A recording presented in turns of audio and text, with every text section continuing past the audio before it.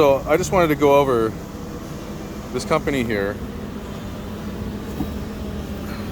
the Hybrid Doctor. I recommend never to use them ever. This is why. In description it says new battery, new cells. None of these bolts, as you can see, have ever been moved. You have to be very, very careful who you buy and where you buy any kind of electric car hybrid battery. Nothing. This is a used battery. This isn't a new battery. They try to trick people with warranties. Yes, it holds voltage. Yes, it does everything that it's supposed to do.